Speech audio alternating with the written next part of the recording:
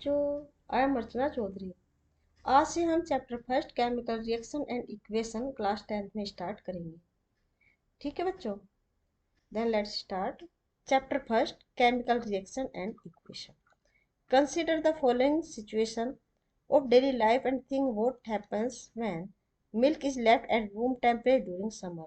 अगर गर्मियों में मिल्क को ऐसे ही रूम टेम्परेचर पर बहुत लंबे टाइम तक के लिए छोड़ दिया जाए तो क्या होगा? मिल्क से दही बन जाएगी। ये कौन सी प्रोसेस हुई? ये केमिकल रिएक्शन हुई। मतलब दो रिएक्शन होती है, केमिकल और एक फिजिकल। जो फिजिकल होती है वो प्रोडक्ट के बाद रिएक्टेंट में चेंज हो सकती है। मतलब जो रिएक्शन करते हैं उसे कहते हैं रिएक्टेंट, और जो इसके बाद रिएक्शन करने के बाद बनता है उसे कहते हैं प्रोडक्ट।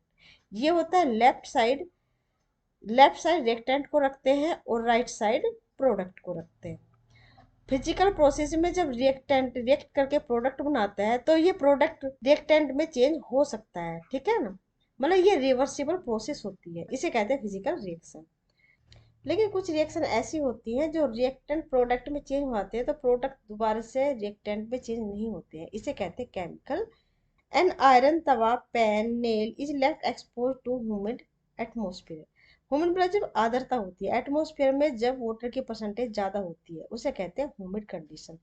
ऐसी कंडीशन में जो तवा पैन नेल जो आयरन के बने होते हैं उसे लेफ्ट करते हैं तो क्या होता है? उसमें रस्टिंग शुरू हो जाती है। मतलब उसमें जंग लग जाती है ना। जो जंग होता है ना, ये आयरन का ऑक्साइड होता है। मतलब आयरन ऑक्सीजन से रिएक्शन करने के बाद जंग लग जाता है। ऐसे grapes gate fermented.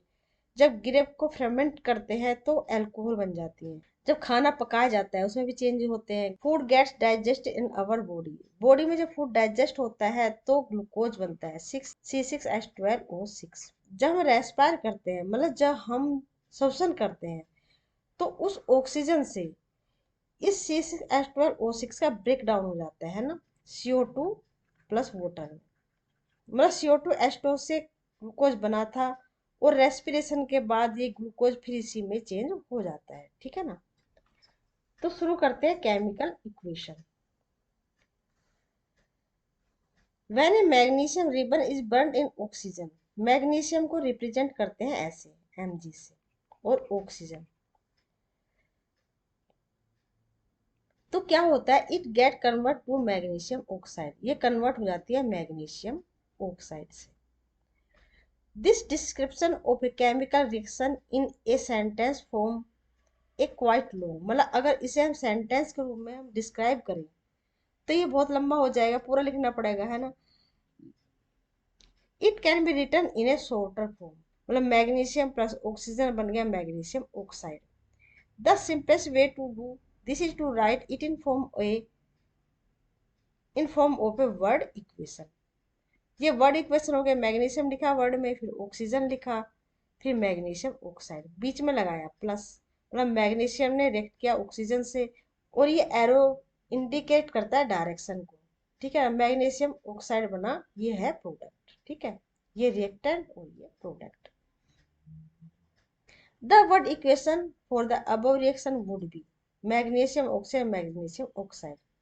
The substance that undergo chemical change magnesium and oxygen are reactant. Magnesium oxygen क्या है? रिएक्टेंट है। The new substance is magnesium oxide form during the reaction is product. ये प्रोडक्ट है मैग्नीशियम ऑक्साइड, ये product हुआ, और ये दोनों हुए रिएक्टेंट। ठीक है। A word equation show change of reactant to product through an arrow place between them. मतलब ये एरो है जो इन दोनों के बीच में रखा गया। The reactant are written on the left hand LHS with a plus sign between them. मतलब दोनों रिएक्टेंट के बीच में प्लस का साइन लगा और बाद में ये एरो खींचा गया। अब एरो के दूसरी तरफ राइट हैंड साइड प्रोडक्ट को लिखा जाता है। Similarly product are written on the right hand side with a plus sign between them. The arrowhead point toward the product and show the direction of the reaction. जो arrow का point होता है ना, ये प्रोडक्ट की तरफ होता है और रिएक्शन की डायरेक्शन को बताता है। Writing a chemical equation. लेकिन अगर जो हमने वर्ड लिखे ना, इसको कोई सिंबल दे दी जाए, जैसे मैग्नीशियम हमने लिखा था वर्ड में मैग्नीशियम। ठीक है, मैग्नीशियम की जगह अगर Mg लिखा जाए मतलब इसके लिए केमिकल फॉर्मूला लर्न होने चाहिए, है ना। Is there any other shorter way for representing chemical equation, मतलब ये और भी शॉर्टर फॉर्म हो गई ना। मैग्नीशियम की जगह लिखा Mg। chemical equation can be made more concise and useful if we chemical formula instead of word की जगह अगर हम केमिकल फॉर्मूले को लिखे जाए तो ये और भी अच्छा हो। A chemical equation represent a chemical reaction. जो केमिकल इक्वेशन है ना, ये केमिकल रिएक्शन को रिप्रेजेंट करती है। If you recall formula of magnesium oxygen and magnesium oxide the above word equation can be written as. ऊपर तो हमने वर्ड इक्वेशन के रूप में लिखा था, लेकिन उसकी जगह फॉर्मूला जब यूज किया जाता है तो Mg मैग्नीशियम के लिए oxygen is equal to MgO। लेकिन ये बैलेंस रिएक्शन नहीं है ना, अभी देखेंगे बैलेंस रिएक्शन। इसके नीचे है balance chemical equation. compare the number of atoms of each element on the left hand side and right hand side of the arrow. Is the number of atoms of each element the same on the both side? नहीं ना, magnesium के इधर एक, ये इधर एक है, ये तो बैलेंस है। लेकिन ऑक्सीजन के 2 एटम है, लेकिन प्रोडक्ट में सिर्फ एक ही एटम है, तो ये बैलेंस नहीं हुई। वो लो था ना, एनर्जी ना तो लॉस होती है ना ही क्रिएट होती, मतलब वो हमेशा ही सेम होती है, बस उसके जो फॉर्म को चेंज किया जा सकता है, लेकिन एनर्जी सेम ही रहती है, ठीक है। तो इसके अनुसार क्या, जितने रिएक्टेंट है उतने ही प्रोडक्ट होने चाहिए, मतलब जितने रिएक्टेंट में एटम है उतने ही प्रोडक्ट में एटम भी होने चाहिए। तो इसको कहते हैं बैलेंस रिएक्शन। लेकिन ये तो बैलेंस नहीं है ना। Such a chemical reaction is a skeletal chemical equation, इसको बोलते हैं सिर्फ स्केलेटल केमिकल रिएक्शन, ये समझाने के लिए होती है। Equation 1.2 is a skeletal chemical equation for the burning of magnesium in air. ये 1.2 इक्वेशन है balance chemical equation. Balance chemical equation मतलब हम इसको बैलेंस कैसे करें। Recall the law of conservation of mass that you study in class 9। Mass can neither be created no destroy in a chemical reaction. Chemical reaction में जो मास है ना, वो ना तो डिस्ट्रॉय किया जा सकता है ना ही क्रिएट किया जा सकता है, मतलब वो हमेशा ही सेम रहता है।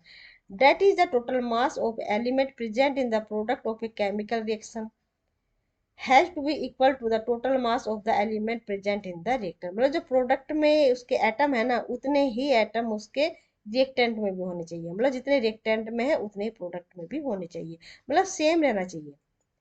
In other word the number of atom of the each element remain the same before and after a chemical reaction. मतलब केमिकल रिएक्शन के पहले और बाद में जितने जो भी एलिमेंट थे, जितने भी उसके एटम थे, वो सेम रहने चाहिए। Hence we need to balance a skeletal chemical reaction। जो हमने ऊपर देखी वो skeletal chemical reaction थी। देखते हैं एक बार फिर। ये सेम नहीं ना, ये तो मैग्नीशियम का एक है, यहाँ मैग्नीशियम एक है तो सेम है, लेकिन यहाँ ऑक्सीजन के 2 एटम है और यहाँ ऑक्सीजन का एक ही एटम है ना, तो ये तो बैलेंस नहीं है, ये तो हो नहीं सकता ना। फिर एक ऑक्सीजन का एक एटम कैसे कम हो गया, ये नहीं हो सकता। मास ऑफ कंजर्वेशन के नियम के अनुसार ये तो हो नहीं सकता। तो इस रिएक्शन को हमें बैलेंस करना होता है दोनों तरफ। Let us learn about balancing a chemical equation step by step. The word equation for activity 1.3 may be represented as zinc की रिएक्शन कराई सल्फ्यूरिक एसिड से, फिर बना जिंक सल्फेट और हाइड्रोजन। लेकिन जिंक का जो केमिकल फॉर्मूला होता है ना, वो जिंक होता है Zn। सल्फ्यूरिक एसिड का होता है H2SO4। ये है दोनों रिएक्टेंट, ठीक है, और ये है सिंबल जिसका हेड होता है प्रोडक्ट की तरफ। रिएक्शन हुई, बनाया ZnSO4। जिंक का एक एटम है, रिएक्टेंट में प्रोडक्ट में भी एक है। SO4 का एक मॉलिक्यूल है, SO4 का इसमें भी एक मॉलिक्यूल है, प्लस H2। यहाँ पे भी हाइड्रोजन के 2 एटम है और यहाँ पे भी प्रोडक्ट में भी हाइड्रोजन के 2 एटम, मतलब ये तो बैलेंस इक्वेशन हुई। ZnH2SO4 ZnSO4 plus H2O। Let us examine the number of atom of different element on both side of the arrow। यह एलिमेंट लिखा, जिंक है, हाइड्रोजन है, सल्फर है और ऑक्सीजन है। लेफ्ट हैंड साइड में इसमें एटम कितने हैं, जिंक में एक है, ठीक है, हाइड्रोजन में देखो 2 है, सल्फर का 1 है और ऑक्सीजन के 4 है, वैसे लिखे हैं। फिर number of atom in product left hand right hand side, zinc का एक है, फिर सल्फर का देखो, सल्फर का एक है, ऑक्सीजन के चार हैं, ऑक्सीजन के इसमें भी चार है, इसमें भी चार है। सल्फर का इधर लेफ्ट हैंड साइड वन है, राइट हैंड साइड भी वन है, मतलब ये एक तरह से बैलेंस इक्वेशन है। Let us try to balance the following chemical equation. ये आयरन है, ये H2 है, Fe3O4 है और ये H2 है। ये बैलेंस है क्या? आयरन का एक है लेफ्ट हैंड साइड, जबकि राइट हैंड साइड थ्री है, और लेफ्ट हैंड साइड हाइड्रोजन के टू एटम है, राइट हैंड साइड भी टू है, जबकि ऑक्सीजन का लेफ्ट हैंड साइड वन है और राइट हैंड साइड फोर है। तो ये तो बैलेंस इक्वेशन हुई नहीं। तो बैलेंस कैसे करें? स्टेप फर्स्ट, इन सबको जो भी एलिमेंट है ना लेफ्ट हैंड साइड और राइट हैंड साइड, उनको अलग अलग बॉक्स में लिख लेते हैं। To balance a chemical equation, first draw boxes around each formula, do not change anything inside the boxes while balancing the equation. अब इसमें कुछ भी चेंज नहीं करना है, सिर्फ बॉक्स बनाना है, ठीक है ना। ये बॉक्स बना दे, Fe plus H2O plus Fe3O4 और प्लस H2। स्टेप सेकंड, फिर ऐसे बॉक्स बनाते हैं, ऊपर लिखते हैं एलिमेंट, फिर number of atom in reactant, number of atom in product. तो सबसे पहले एलिमेंट लिखते हैं iron, Fe, hydrogen and oxygen. फिर इनके लेफ्ट हैंड साइड जितने भी एटम है वो लिखते हैं। तो आयरन का एक ही एटम है, हाइड्रोजन के टू हैं, ऑक्सीजन का वन है, ठीक है। फिर राइट हैंड साइड देखते हैं, Fe के थ्री हैं, ऑक्सीजन के फोर हैं और हाइड्रोजन का टू है। मतलब ये तो बैलेंस नहीं हुए। यहाँ पे तो लेफ्ट हैंड साइड तो वन है आयरन का, और इधर राइट हैंड साइड थ्री है, हाइड्रोजन के टू हैं, हाइड्रोजन टू है, ये बैलेंस है। जबकि ऑक्सीजन का लेफ्ट हैंड साइड वन है और राइट हैंड साइड फोर है, तो इनको बैलेंस करना पड़ेगा। फिर करते हैं step third. Step third, it is often convenient to start balancing with the compound that contain the maximum number of atom. तो जिसके मैक्सिमम नंबर एटम है ना, उससे शुरू करते हैं बैलेंस करना। It may be A reactant और ए प्रोडक्ट, ये रिएक्टेंट भी हो सकता है और प्रोडक्ट भी हो सकता है। In that compound select element which has the maximum number of atom, मतलब ऐसे एलिमेंट को सिलेक्ट करते हैं जिसमें एटम की संख्या सबसे ज्यादा हो। Using this criteria we select the iron Fe3O4 and the element oxygen in it. There are four oxygen atoms on the right hand side, only one on the left hand side. To balance the oxygen atom, सबसे पहले oxygen atom को balance करते हैं। Oxygen initial state में oxygen की संख्या कितनी थी? वन, वन है ना। H2O, ये H2O, इसमें क्या ऑक्सीजन की सिर्फ वन थी, लेकिन प्रोडक्ट में Fe3O4 मतलब ऑक्सीजन की फोर है। तो इधर लेफ्ट हैंड साइड करने के लिए, लेफ्ट हैंड साइड भी फोर एटम ऑक्सीजन करने के लिए क्या करना पड़ेगा? मल्टीप्लाई करने पड़ेगा ना। प्रोडक्ट के समान ही ऑक्सीजन के एटम को करने के लिए लेफ्ट हैंड साइड फोर से मल्टीप्लाई करना पड़ेगा, ठीक है। तो इसको मल्टीप्लाई कर देते हैं, 1 × 4। ये हमने बॉक्स बनाया था, सिर्फ था H2O, फोर से हमने इसको मल्टीप्लाई कर दिया। मतलब ये जो स्ट्रक्चर है ना H2O की, ये चेंज नहीं होनी चाहिए, क्योंकि वाटर तो हमेशा H2O ही होता है, H3O नहीं होता है या H2O4 नहीं होता है, ठीक है ना। ये जो अंदर के जो फॉर्मूला है ना H2O का, ये कभी भी चेंज नहीं होना चाहिए। ये फॉर्मूला ये वाटर का हो या किसी भी चीज का हो, जिस चीज से जो बनता है उसका फॉर्मूला कभी भी चेंज नहीं करते हैं, ठीक है ना। होल स्ट्रक्चर को ही मल्टीप्लाई करना पड़ता है, ठीक है ना। तो इस तरह से ऑक्सीजन तो बैलेंस हो जाती है, लेकिन हाइड्रोजन एटम की संख्या बढ़ जाती है, फिर उसको बैलेंस करना पड़ेगा, है ना। To equalise the number of atom, it must be remembered that we can not alter the formula of the compound or element involve in a reaction, ठीक है ना। मतलब जो ये है ना कंपाउंड पूरा, इसका, हाँ, इसका फॉर्मूला हम चेंज नहीं कर सकते हैं, ठीक है ना। For example, to balance oxygen atom we can put coefficient as four, मतलब ऐसे लिखेंगे 4H2, ऐसे नहीं रख सकते H2O4, मतलब ऑक्सीजन की यहाँ पे मल्टीप्लाई कर दी है ना, फोर कर दिया, टू से कर दिया, नहीं ऐसा नहीं कर सकते। या H2O4 ऐसे का होल फोर, ये भी नहीं कर सकते। Now the partially balance equation become, जैसे आयरन है 4H2O, Fe3O4 H2, ठीक है ना। मतलब इसमें ऑक्सीजन तो बैलेंस होगी, ऑक्सीजन के फोर होगी, लेकिन हाइड्रोजन के बढ़ गई, है ना। तो इसका मतलब बैलेंस तो नहीं हुई, ये पार्शली बैलेंस है।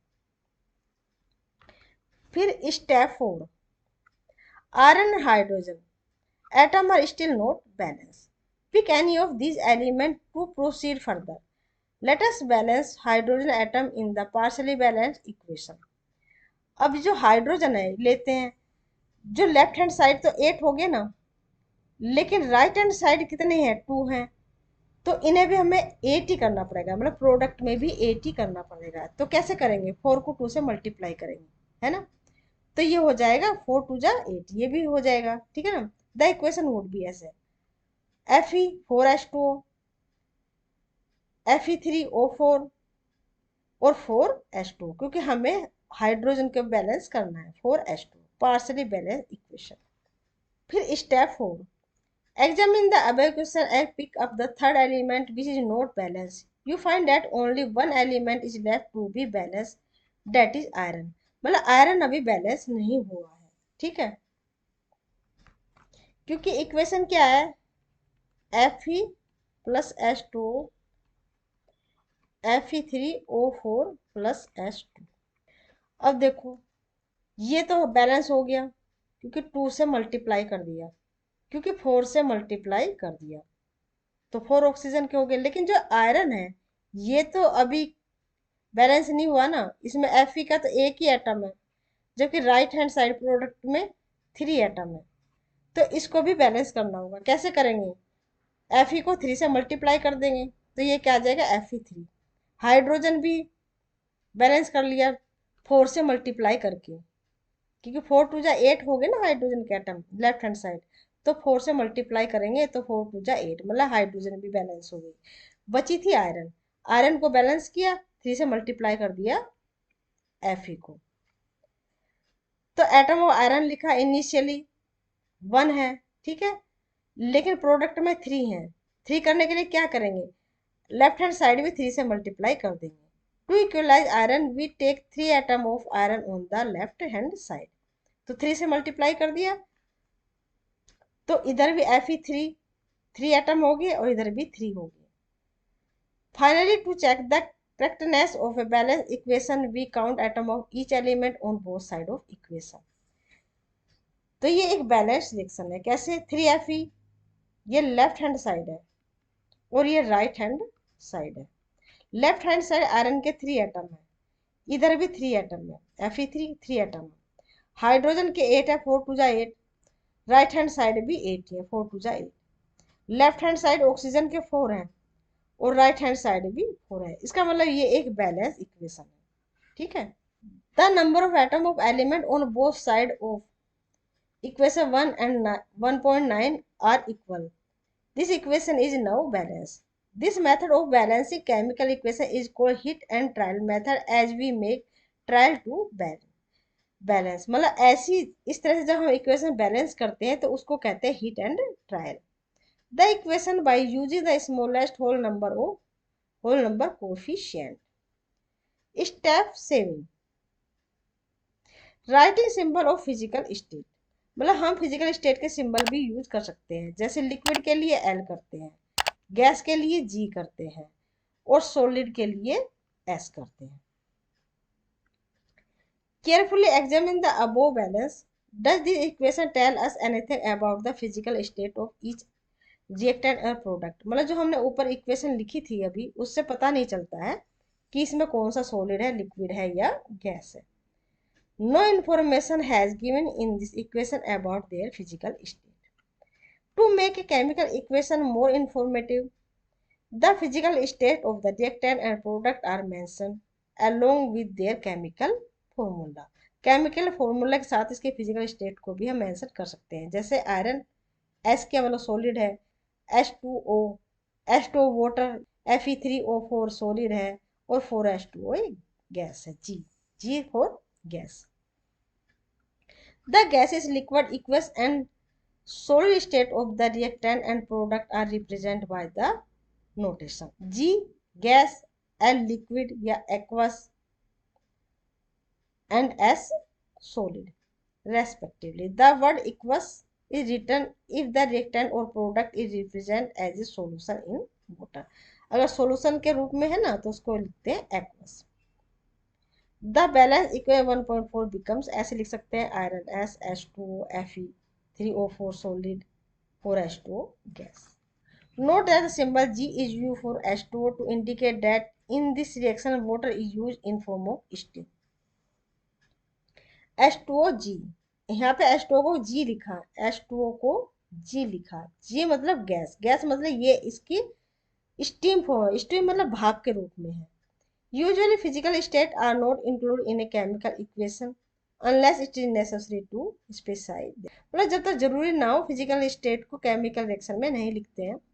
Sometimes the reaction conditions such as temperature, pressure, catalyst, etc. for the reaction are indicated above and or below the arrow in the equation। मतलब कभी कभी हम जैसे टेम्परेचर है या प्रेशर है या कैटलिस्ट कौन सा यूज हुआ है उसे दिखाने के लिए, उसे इंडिकेट करने के लिए एरो के ऊपर या एरो के नीचे लिख देते हैं। जैसे 340 एटमोस्फियर, ये फोटोसिंथेसिस की रिएक्शन है, हो रही है एरो के ऊपर लिखा सनलाइट की प्रेजेंस में क्लोरोफिल की प्रेजेंस में ही हो रही है। 6CO2 plus 12H2O, C6H12O6, 6O2, 6H2O, और ये इनकी लिखी है फिजिकल स्टेट, एक्वस, H2O के लिक्विड, C6H12O6 इक्वस, और ये सब इसकी लिखी है फिजिकल स्टेट।